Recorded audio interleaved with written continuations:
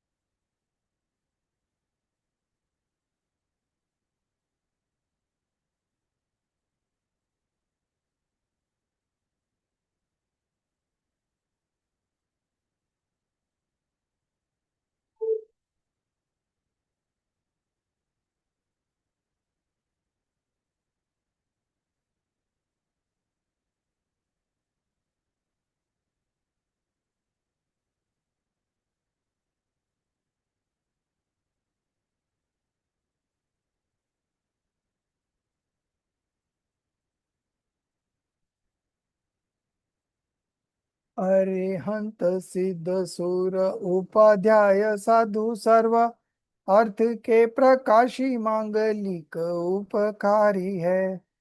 तीन को स्वरूप जानी रागते भई जो भक्ति काय को नमाय स्तुति को उच्चारी है। धन्य धन्य तुम्ही से काज सब आज भयो कर जोरी बारंबार वंदना हमारी है। मंगल कल्याण सुख ऐसो हम चाहते हो मेरी ऐसी दशा जैसी तुम धारी है। हो मेरी ऐसी दशा जैसी तुम धारी है। वंदितु सौ सिद्धे ध्रुव चलमणु वमं गदिम पत्ते वोछामी समय पाहुड़ मीणमो शुद्ध केवली बणिदम। नमः समय साराय स्वानुभूत्या चकासते चित स्वभावाय भावाय सर्वभावांतर छिदे। Acharya Kunkun Dev has written this Samaysar Parmagam and the commentary by Acharya Amrit Chandra Dev. Yesterday we were on to Kalash number 6. Okay. Yes.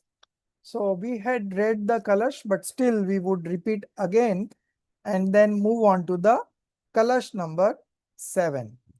So this is after verse number 12. So from 1 to 12 verse, it's supposed to be the foundation of the Samaysar Granth.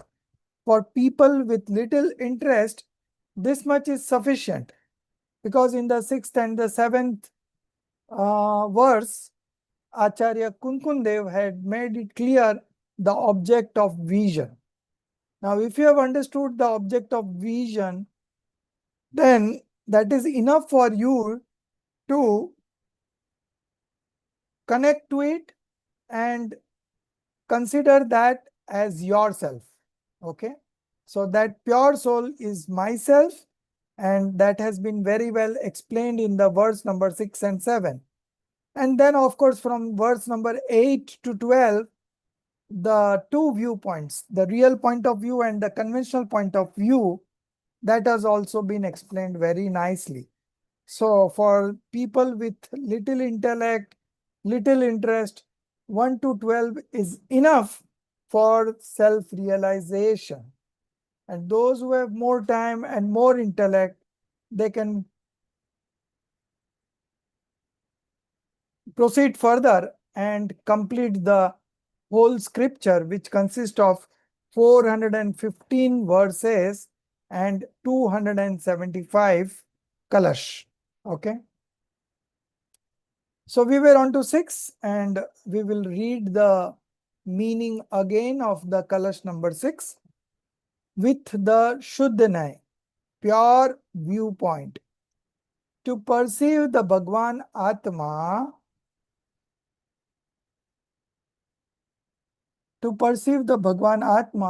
who is a solid mass of knowledge. Okay. So there were I think 1, 2, 5. So 5 different adjectives for that soul, Bhagwan Atma, object of vision, pure soul, okay? Whatever name you give, it is all the same. So with the Shuddhanai, to perceive the Bhagwan Atma, who is a solid mass of knowledge, Gyan Ghan, okay? So yesterday we understood the meaning of the word Ghan, okay? Solid mass. Solid is something where nothing else can enter it. So similarly, our pure soul is just like a solid mass. Nobody can enter in it, okay? So that means it's completely insulated from any external entity, okay? It remains in itself. Then the second one was complete within himself, okay? So I don't need anybody's help for my existence. Not a single substance in this universe can harm me or help me because I am complete within myself, okay? Complete within myself. So I don't require anybody's help, nor I am fearful with anybody because nobody can do any wrong to me because I am complete within himself, complete within myself, okay? Uh, Another logic is when everyone is complete within himself, then where is the point in helping others? Help is required only when someone is strong and the other is weak. But here it says that each and every substance is complete within himself. So there is no point, there is no help required because each is incomplete in himself. Third point is pervading his own attributes and modes. Okay.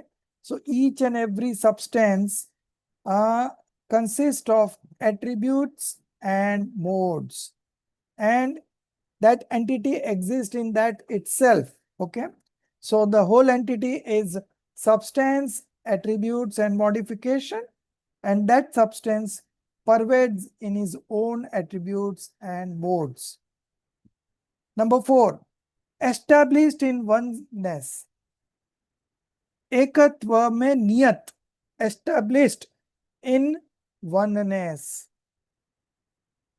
And the last point is, and the very subject of the pure viewpoint, as distinct from all other substances. Other substances means non-soul substances and their states is Nischay Samyak Darshan. So what is Nischay Samyak Darshan? If you are able to see Bhagwan Atma in this perspective, then that is called real right belief. Okay. So this is real right belief. You have to consider yourself to be a solid mass of knowledge, complete within himself, pervading his own attributes and most, established in oneness, and the very subject of the pure viewpoint as distinct from all other substances and their states. Okay. So this is called right belief. Okay. If you believe yourself to be like this, then this is called right belief. Okay. Now we will continue with this. To know and feel this very soul is I am, or such a soul I am, and to have belief in it, that I am that pure soul, only a knower and seer and not the doer. Okay. And to have belief in it, that alone is called Samyak Darshan, Nischay Samyak Darshan, real right belief. Such is the understanding of the wise. So those who have manifested right belief, they are considered as wise person because they have done the wisest thing. There are many things to do in this life, but only the wise does things which is going to liberate them from this worldly existence. And that's why they are called wise. Therefore, the enlightened ones, the right believer, cherish the sentiment that renouncing the framework of the nine tattvas, okay, renouncing the framework of the nine tattvas, may we attain only this one, the pure self. The pure self, the pure soul, manifest in the form of nine tattvas, but it doesn't become so. Okay, it always remain the one pure self, although it gets manifested into the nine elements.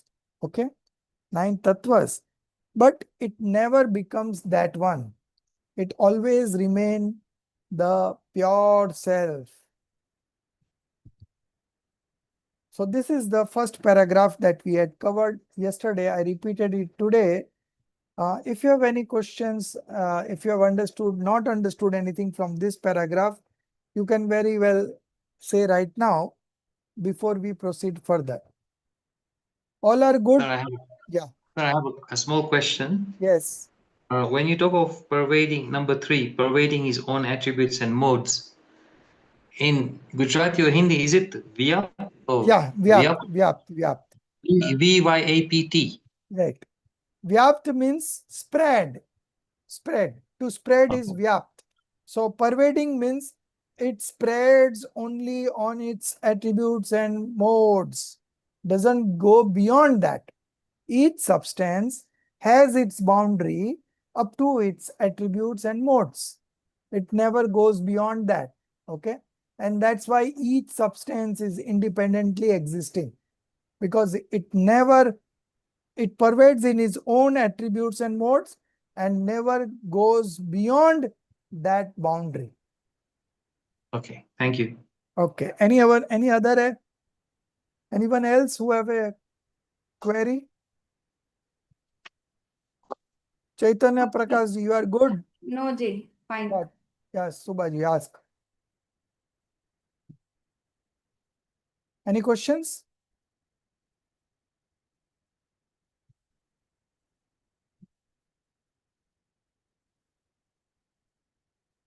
Okay, so all good. Then we will proceed. The next paragraph. The purport is that what is desirable for us.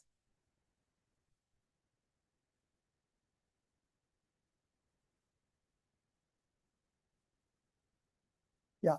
What is desirable for us only the Nischay Samyak Darshan. Okay.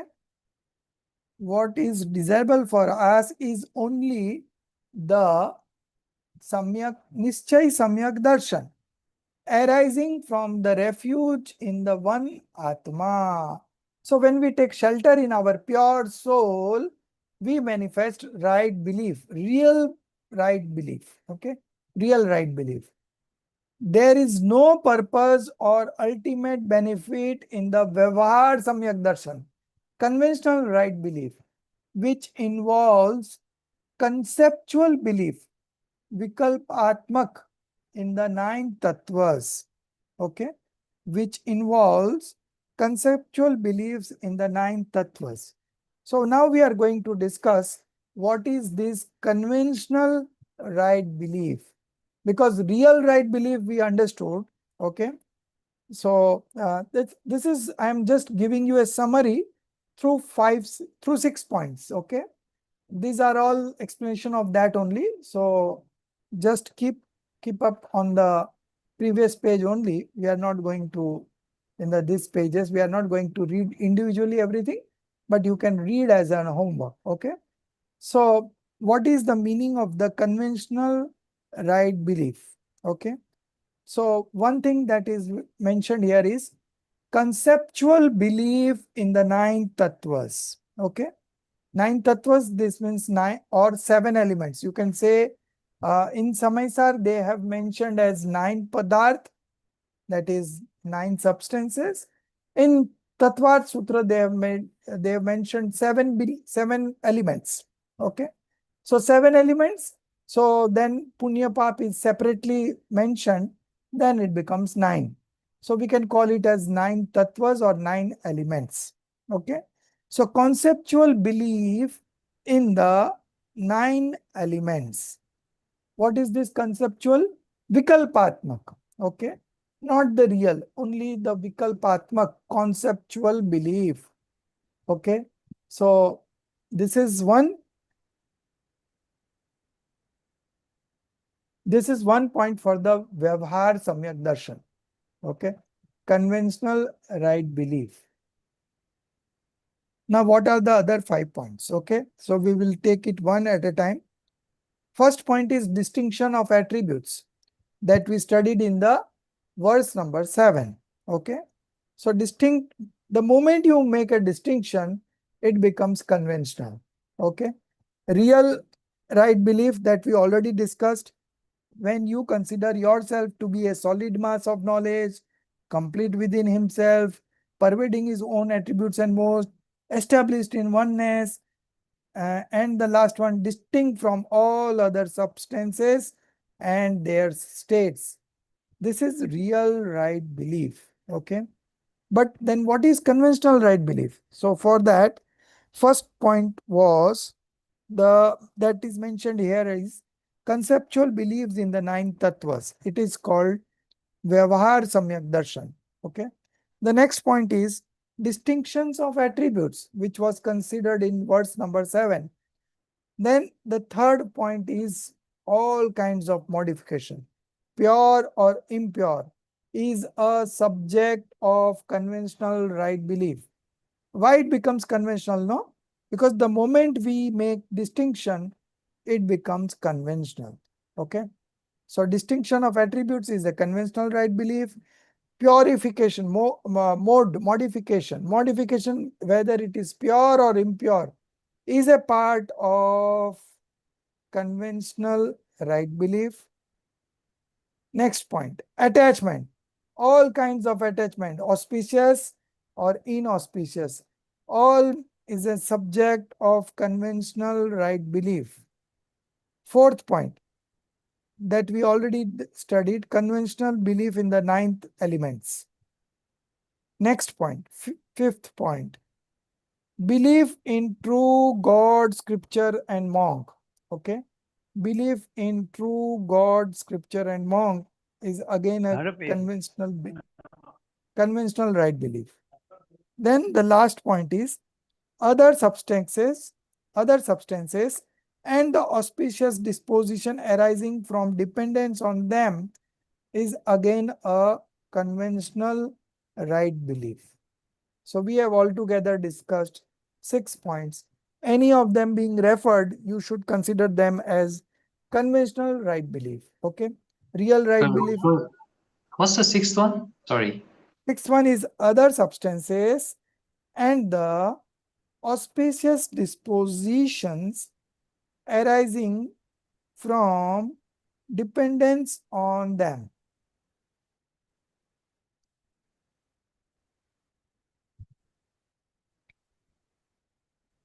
So this is again a conventional right belief. So conventional right belief is mentioned. Then what is the first one, G? First one is distinction of attributes. Second one is all kind of modification. Yeah, pure and impure. Third Third is one is all kind attachment. of attachment. Fourth one is Conceptual belief in the 9 tattvas. Okay. Then fifth is belief in true God, true scriptures and true monks. Okay. And the 6th one is other substances and the auspicious disposition arising from dependence on them. Okay. Thank you. All these are called conventional right belief. And all these, will not lead to self-realization, right? Because you are still in the distinctions only. The moment you divide one thing, it becomes a conventional. Okay. And if you consider it as indivisible, non-differentiated, general, one, then it becomes real right belief. Okay. So the subject of real right belief is the 5 points that we discussed today. Okay. That is the real right belief. And then conventional right belief, we discussed 6 points. Okay. Now, the purport is that what is desirable for us is only the Nischay Samyak Darshan arising from the refuge in the one Atma. There is no purpose or ultimate benefit in the Vyavahar Samyak Darshan, which involves conceptual belief in the 9 tattvas. Okay. So this is all that is there in the Kalash. If you want to see what is the real viewpoint and what is the conventional viewpoint, we can go to the next page. Yeah, skip. Yeah, from here, the self. This is from the real viewpoint. And the next paragraph is from the conventional viewpoint. We will just read it out and then we will move. Okay. The self which pervades all its natural, swabhavik and instrumental states, naimitic states, okay, in the form of distinction of qualities, modes, is determined as one from the pure standpoint. The self which pervades all its natural and instrumental states in the form of distinctions of qualities and modes is determined as one from the pure standpoint. So, when you look from the real viewpoint, it is determined as one. But when you get into this, which pervades into natural and instrumental states in the form of distinction of qualities and modes, it becomes a conventional. From the pure standpoint, it is shown as the knower alone, Gnayak Matra, of a single form. Okay. To see it as separate from all other substances and from the state of those substances, and to have faith in it in that manner, this by rule is right faith. Okay. Right belief from the real point of view. Okay. Now they are summarizing the conventional one. The Vyavarnai, by describing the soul as manifold in its distinctions. Okay. Anek Bhedrup. Now, what is this manifold in its distinction? This is first one is distinction of attributes that we discussed, modification that we discussed, attachment that we discussed, and conceptual belief in the 9 tattvas. All these consist of Anek Bhedrup. Okay. Also present Samyak Darshan as manifold in form. All this is from the conventional viewpoint. Therefore, a flaw of deviation, vyabhichar, arises and uniformity does not remain. When one reaches the limit of the Shuddh Nay, deviation ceases. Therefore, it is of the nature of uniformity. Okay.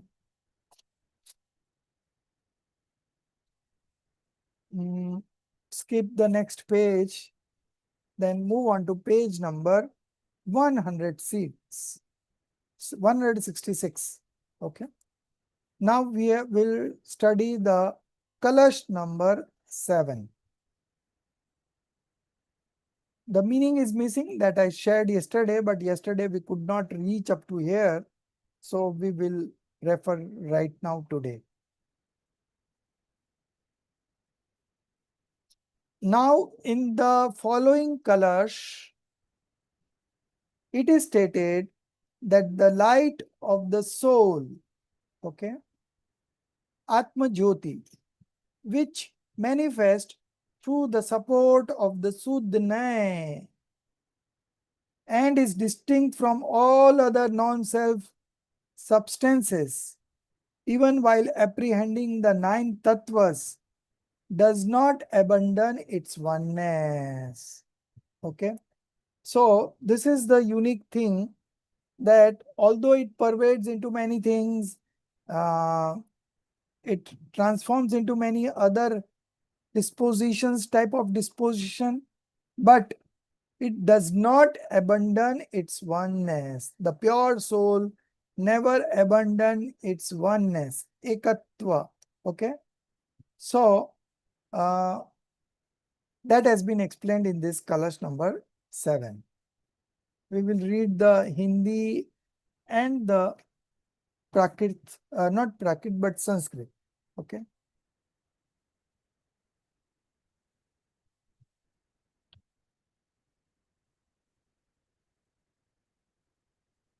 Yes, 6 and then 7. Yes.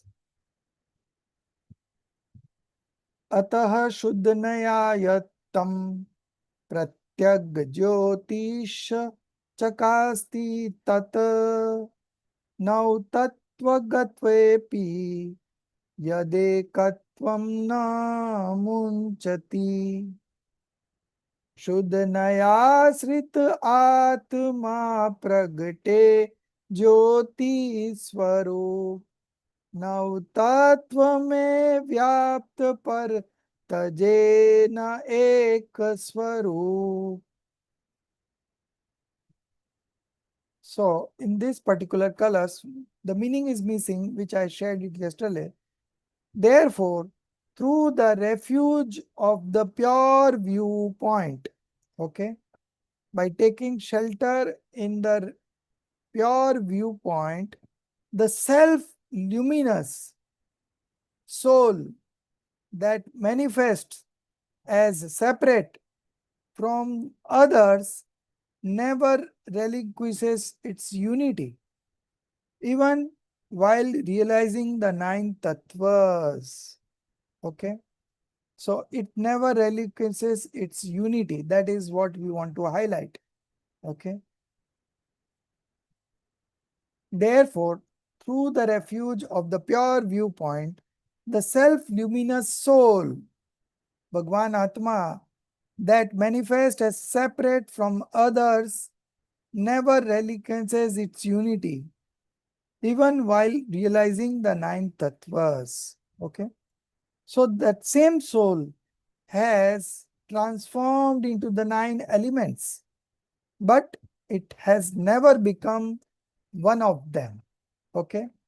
It never changes its inherent nature. Okay. So that is what is being expressed here. Now we will see the meaning from Pandey Rajmalji. While explaining the meaning of the said word, the Kalastika states, not the Kalastika, yeah, Kalastika. So that Kalastika has been written by Pandey Rajmalji, so that we are seeing.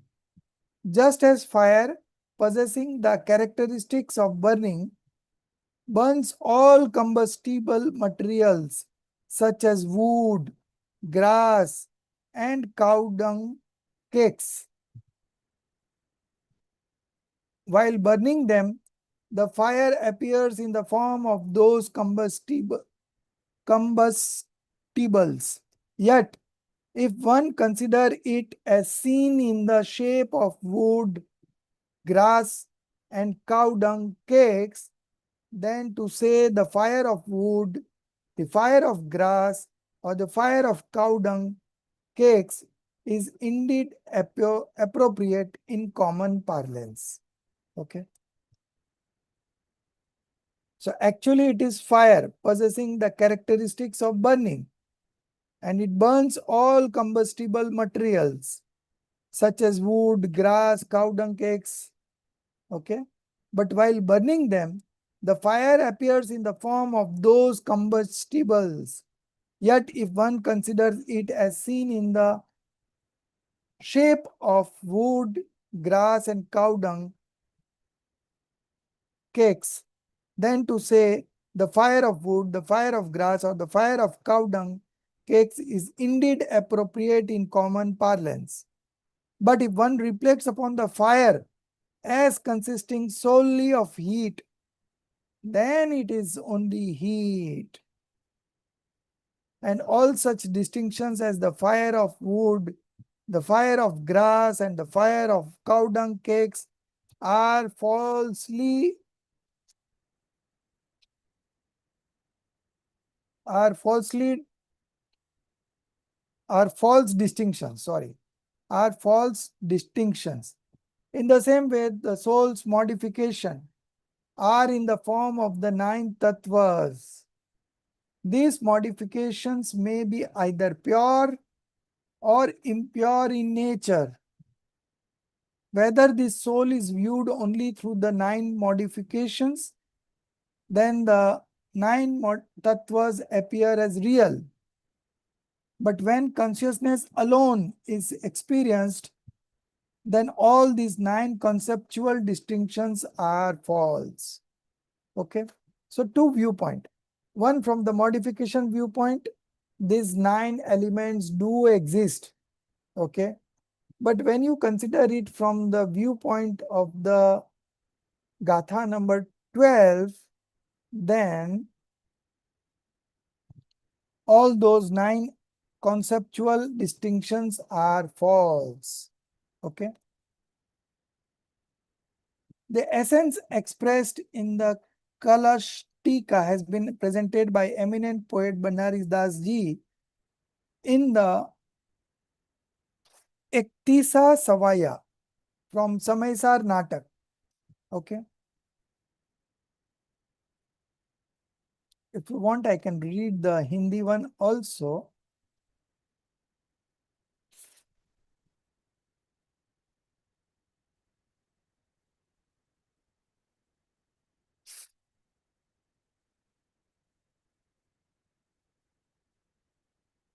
One minute.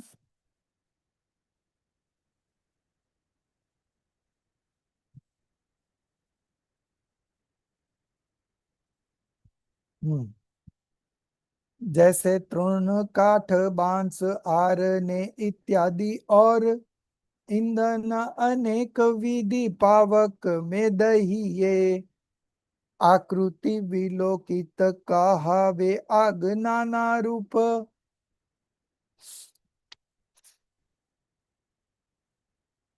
दिसे एक दाहक सुभाव जब गहिए तैसे नव तत्व में बही है बहु भेषी जीव शुद्ध रूप मिश्रित अशुद्ध रूप कहिए जाहि छिन्न चेतना शक्ति को विचार कीजे ताहि छिन्न अलख अभेद रूप लहिए. So this is from Natak Samaysar, written by Banarasi Das ji. Just as when fuel such as straw, wood, bamboo or cow dung cakes burns in fire, the fire manifests in their respective shapes. So if viewed from the standpoint of these shapes, the fire appears of many kinds. But if viewed from the standpoint of its burning nature, okay, all fire is one kind only. Indeed, it is one and the same. In the same way, this Bhagwan Atma, while manifesting through 9 tattvas, appears to assume many forms, pure, impure, and mixed. Yet if viewed at that very moment from the standpoint of the power of consciousness, that invisible soul is seen only as non-differentiated, abhed roop. Okay. So the Bhagwan Atma, while manifesting through 9 tattvas, appear to assume many forms, pure, impure, and mixed.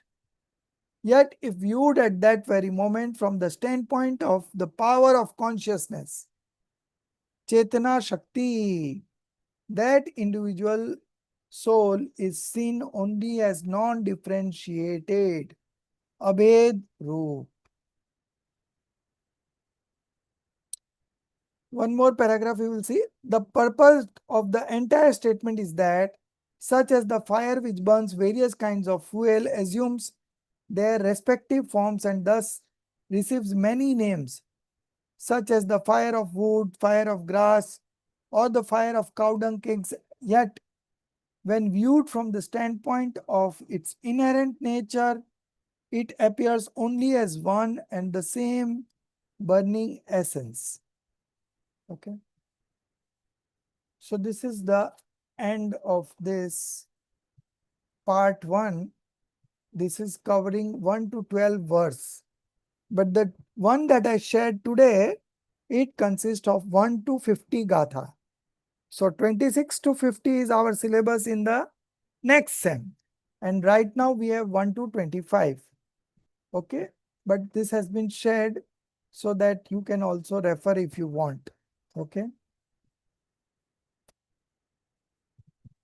So in the same way, this Bhagwan Atma entering into the 9 tattvas appears manifold, endowed with pure, impure and mixed states, and thus seems to have become of many kinds, appearing as Jeev and Ajeev, Punya and Pap, Asrav Bandh, Samvar Nijra and Moksha. Yet when viewed from the standpoint of its nature as consciousness, it is realized with complete clarity as one, non-differentiated, indivisible, and eternal. Okay. So these are all adjectives for the substance viewpoint.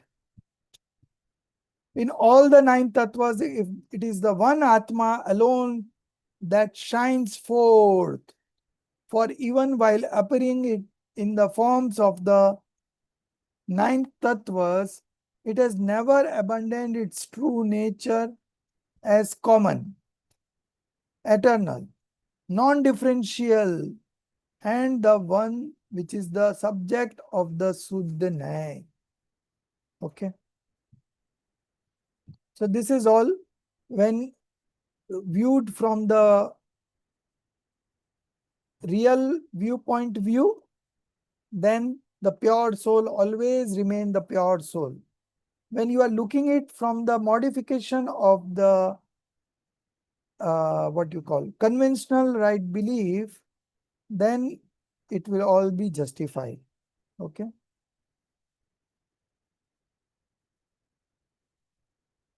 In the 6th Kalash, I'm reading further.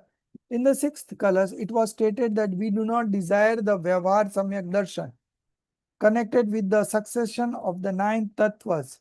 What would really seek is the Nischay Samyak Darshan that arises through the refuge in the Bhagwan Atma, the subject of the Shuddha Nyaya. Therefore, it is now being said that even within the 9 tattvas, it is one light of the soul alone that shines forth, and through it pervades the 9 tattvas, and it never abandons its oneness. Okay. So this is the conclusion. The purpose is that Nischay Samyak Darshan and Vyavahar Samyak Darshan are not two separate entities.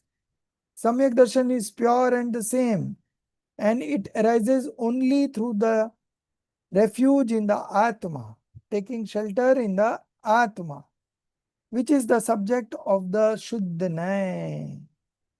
What is the subject of Shuddha Nyaya? It is our pure soul. Okay. The possessor of this Nischay Samyak Darshan also has true faith in the 9 tattvas, that he believes in them exactly as they are in reality.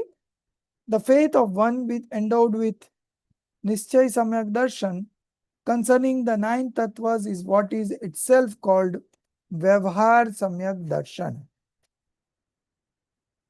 The self-faith, Atma Shraddhan, of a righteous and right-believing soul is called Nischay Samyak Darshan, while faith in the 9 tattvas is termed as Vyavahar Samyak Darshan. In the very next Gatha, it is stated that the 9 tattvas known through the Bhutarthanai, realistic viewpoint, themselves constitute Samyak Darshan.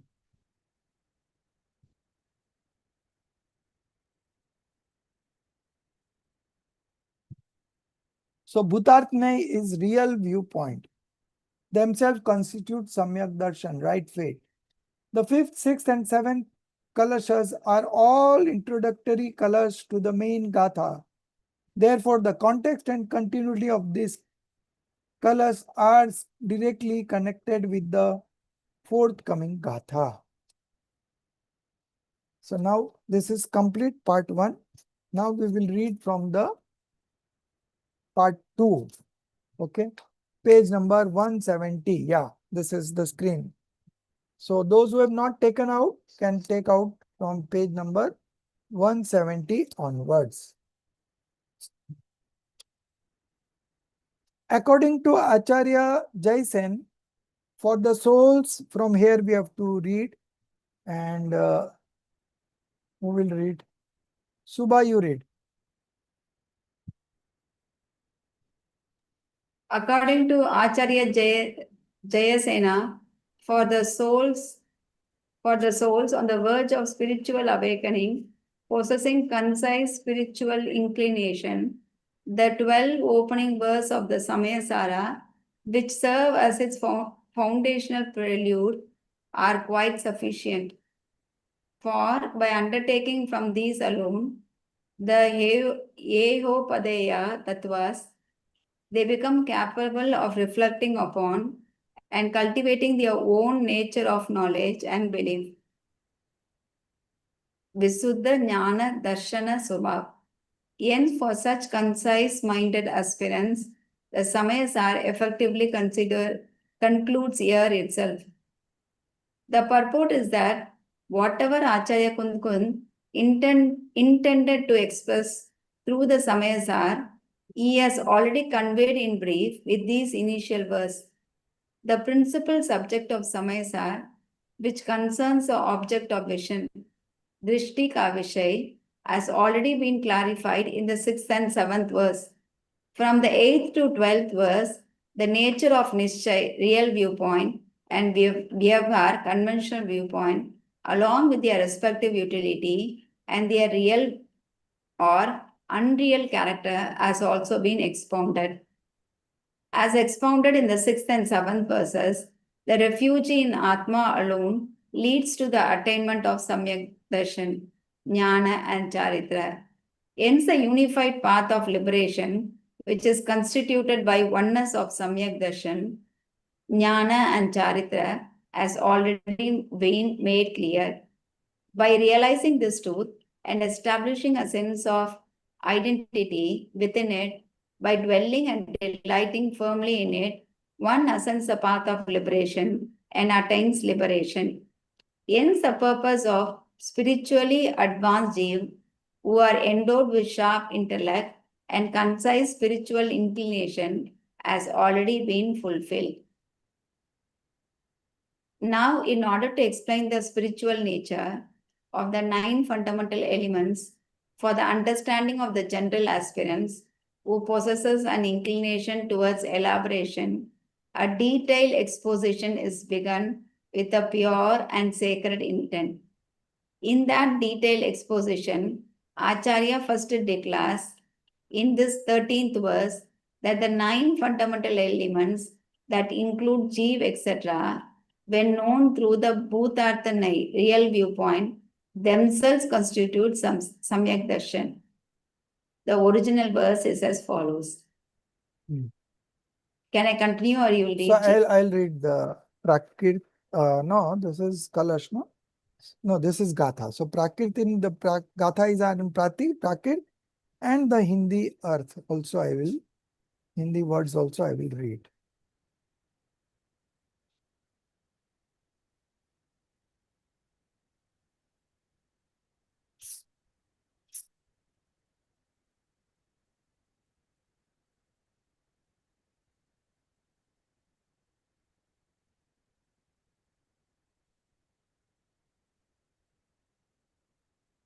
Yes.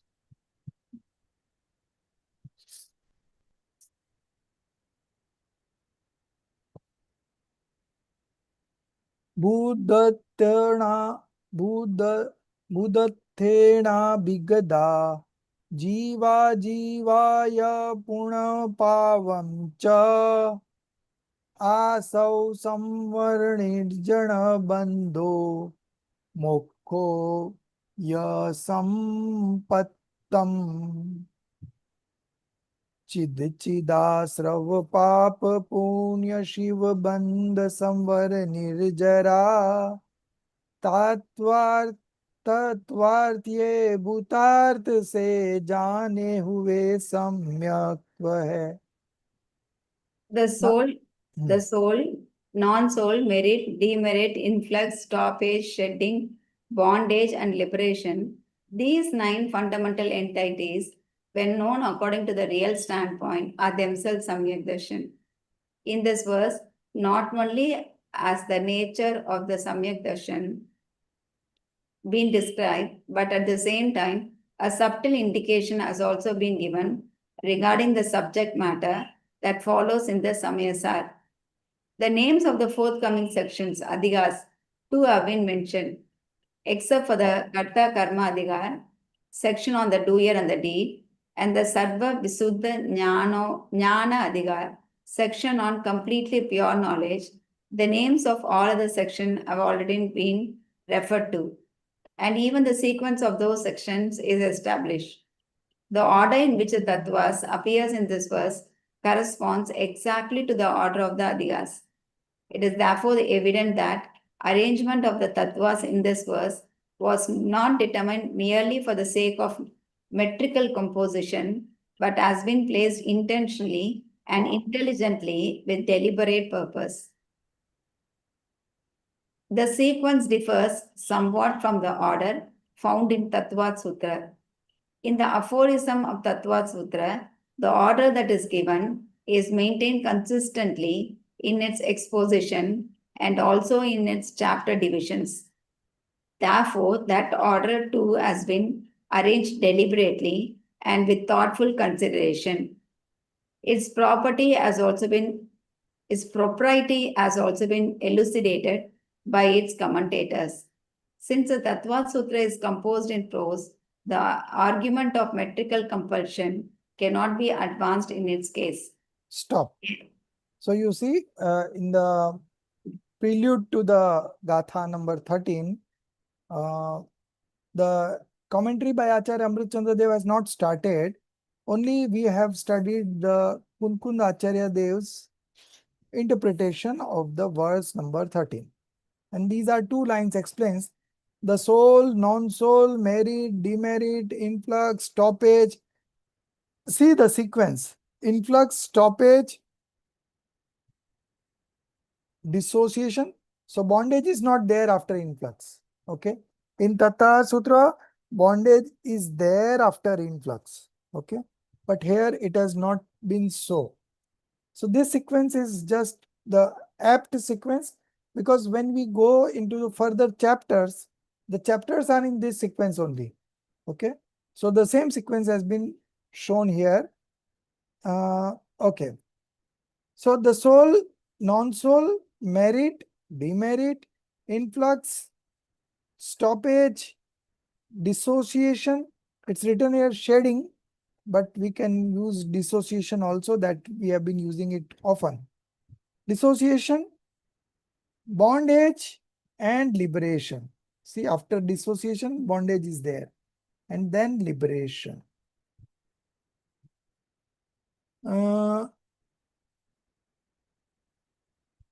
These 9 fundamental entries, when known according to the real standpoint, are themselves Samyak Darshan. Okay.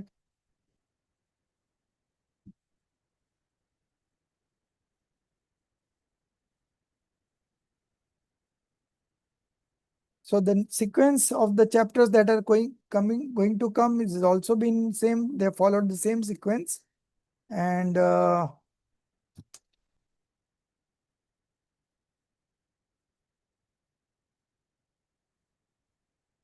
Tattva Sutra sequence and this Samaysar sequence are a bit different, and that difference has come just because of the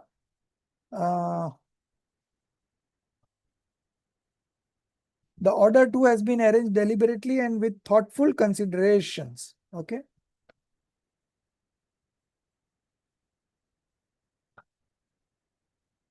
Here it is necessary to examine the propriety of the essence followed in the Samaysar. In this context, we are guided by one, the Atmakhyati. In his commentary, Atmakhyati, Acharya Amrit Chandra Dev has presented in the form of Dharma. On a dramatic stage, pairs usually hold governments, and even in the selection of its section, these parts have been taken into consideration, such as Jeev, Ajeev, Karta, Karm, Punya, Pap, Asrav, Samvar, Bandh, Moksh. Since there are 9 tattvas, one of them had necessarily to remain without a pair. Okay. Hence, the Nirjara tattva remains unpaired, while the section on Sarva Vishuddha Gyan is in any case independent. Okay. Now we start. Although Karta, Karm and Sarva Vishuddha Gyan, perfectly pure knowledge, do not fall within the category of the 9 tattvas, very great ignorance prevails among the general public regarding them. Without dispelling this ignorance, it is not possible to understand the true nature of the Atma, pure soul element. Hence, these two have been given a place in the Samaysaar.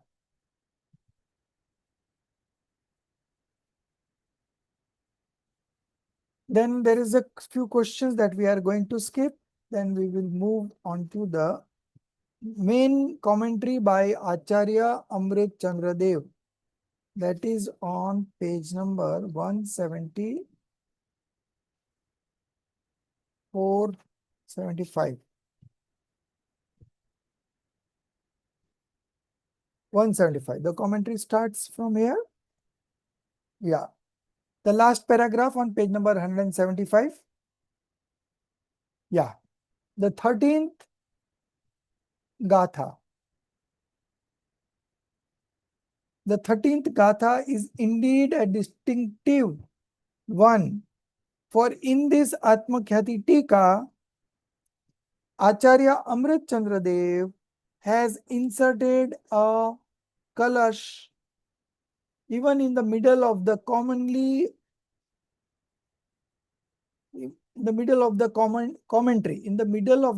Okay. So Acharya Amrit Chandra Dev has inserted a kalash in the middle of the commentary. Ordinarily, Acharya Amrit Chandra Dev follows the method of first composing the AI in form of commentary, and when he deems it necessary, adding a kalash at that very end. But in the commentary on the Gatha, but the commentary in the Gatha, he has placed one kalash in the middle and another at the conclusion. On a close stupidity of the Tika, it becomes clear that after explaining the subject matter contained in the Gatha, Acharya Amrit Chandra Dev composed the 8th kalash as a conclusion. Thereafter, he considered it contextually appropriate to shed light also on certain topics which, though not included directly in the Gatha, were then nevertheless relevant in its theme.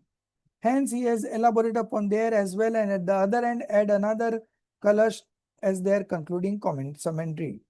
So, whatever has been given in the main words by Kunkund Acharya Dev, Acharya Amrit Chandra Dev through his commentary has expanded it like anything And then other scholars also have written something on the verse, main verse. Okay. Now comes the commentary by Acharya Amrit Chandra Dev. You can see page number 176. The purport of this Gatha has been explained in the Amrit Chandra and the Atma Khyati as follows. So Atma Khyati is a commentary by Acharya Amrit Chandra Dev. Okay. So let's see the commentary.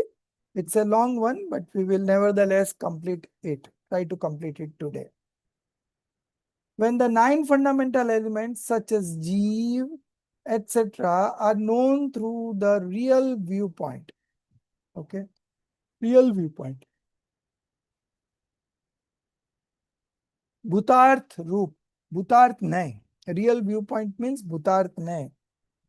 That indeed is Samyak Darshan. That indeed is Samyak Darshan. When the 9 fundamental elements such as blah blah are known through the real viewpoint, that indeed is Samyak Darshan. Because for the activity of the path to liberation, Tirth, that is the conventional religion, the knowing of the 9 fundamental elements, Jeev, Ajeev, Punya, Pap, Asrav, Samvar, Nijra, Bandh and Moksha, through non-real viewpoint, Abhutarth Nay, is propounded, and by manifesting oneness in these, even through the real standpoint, attaining that oneness, the realization of the self in the form of the pure viewpoint, Shuddh Nayatmak Atmakhyati, arises. That is, the experience of the Atma is attained. Okay. So now we will read part by part. When the 9 fundamental elements such as Jeev, you know all the 9 names, merit and demerit, separately, putting that separately, it works out to 9. Okay. Are known through the real viewpoint, Bhutarthanaya. That indeed is Samyak Darshan. So when you know the 9 elements through Bhutarthanaya, real viewpoint, then it is called Samyak Darshan, right belief. Okay. So this is the first line of the commentary by Acharya Amrit Chandra Dev. And the main verse also says the same thing. Knowing the 9 fundamental elements through the real viewpoint, Bhutarthanaya, that indeed is right belief, Samyak Darshan. Because for the activity of the path to liberation, okay, for the activity of the path to liberation, conventional religion, the knowing of the 9 fundamental elements, Jeev, Ajeev, Punya, Pap, Asrav, Samvar, Nirjara, Bandh and Moksha, through non-real viewpoint, Abhutarthanaya, is propounded, and by manifesting oneness to these in these, and then through the real standpoint, Bhutarthanaya, attaining that oneness, the realization of the self in the form of the pure viewpoint arises. That is, the experience of the Atma is attained. So when you know the 9 elements, 9 fundamental elements from the real viewpoint, Bhutarthanaya, true viewpoint, okay, and that is only the right belief. Okay. Next paragraph. Yeah. In this, both the modifiable state, okay. So you see, among the 7 elements, how many were substance element. We had studied this in Tattvat Sutra and Moksha Prakashak also. So among the 7 fundamental elements, how many are substance element? Can anyone say?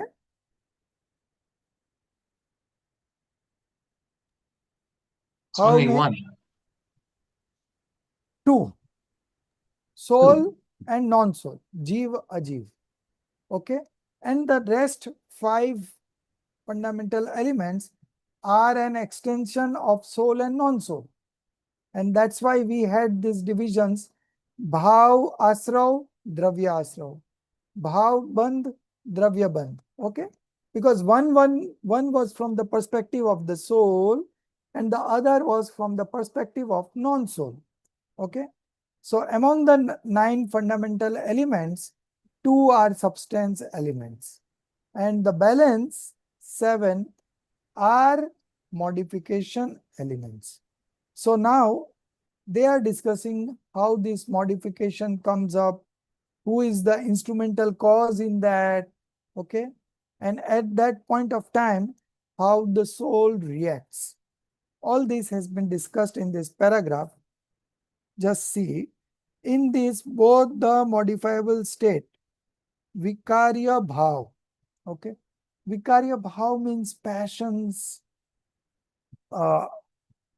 alien state, dispositions, okay?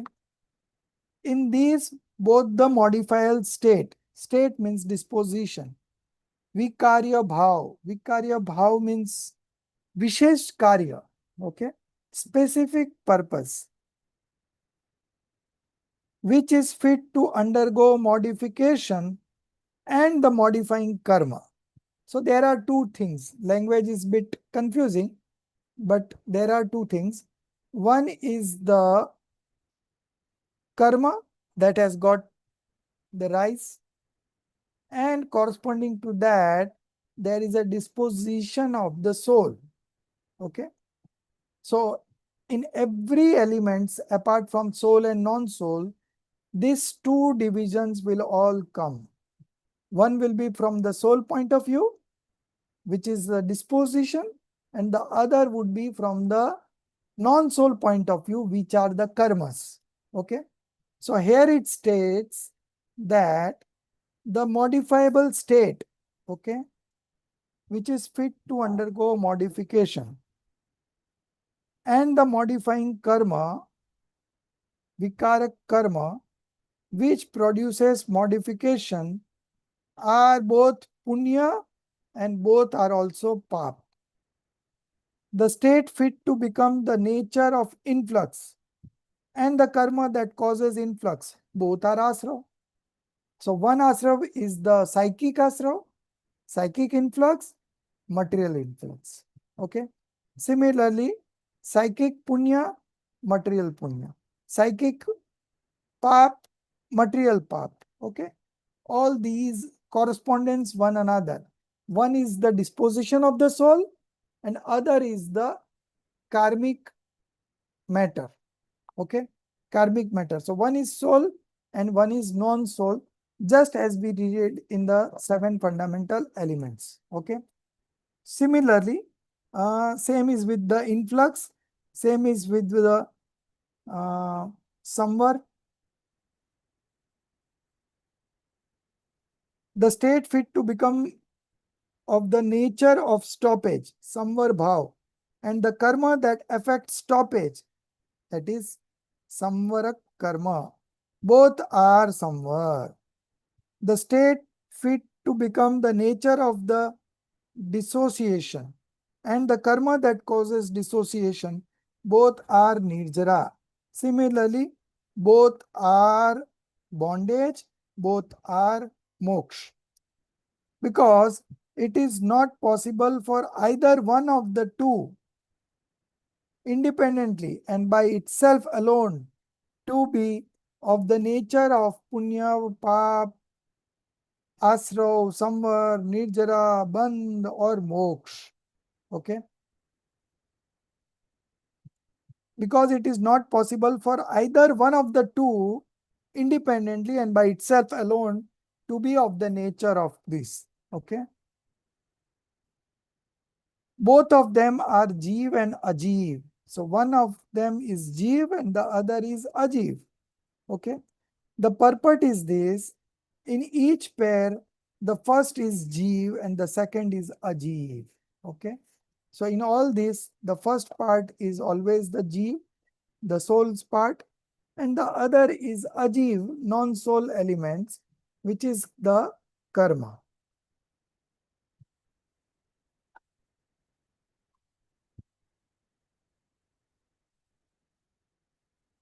Now,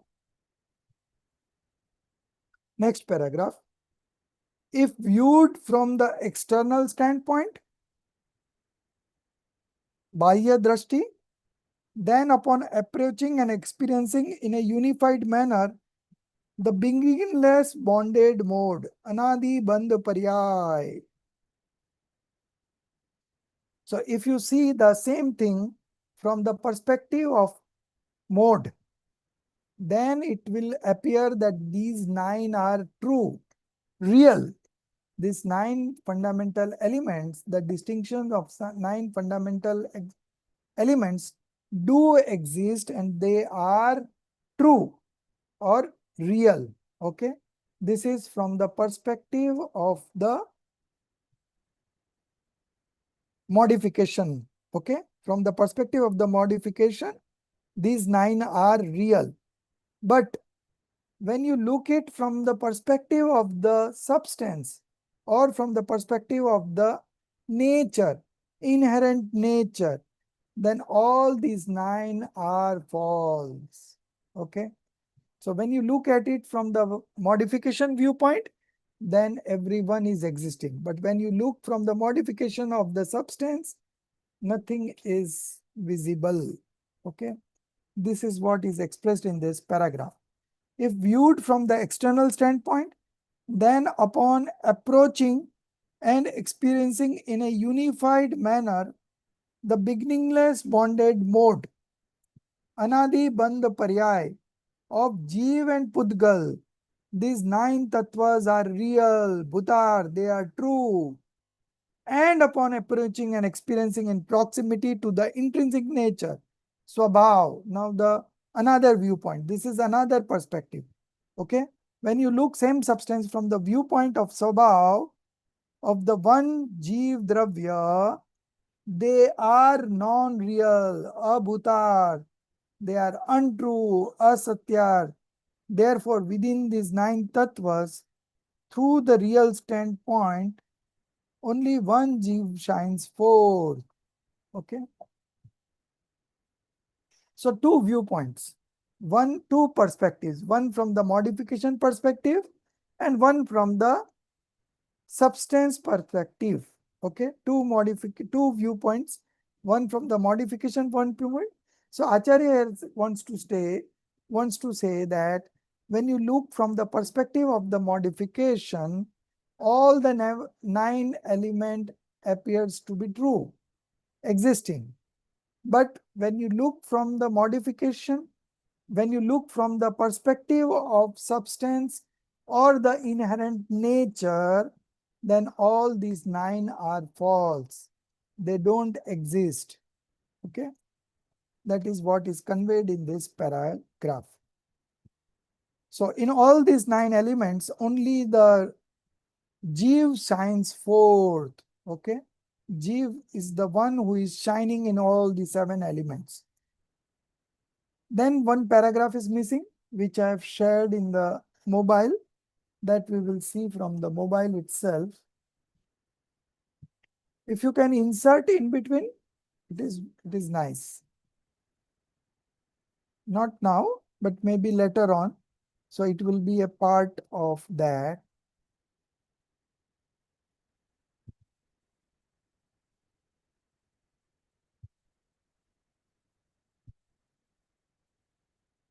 Thus, when viewed from the inner perspective, there is only one knower state, Gnayak Bhav, which is the soul, and the cause of the soul's modification is non-soul.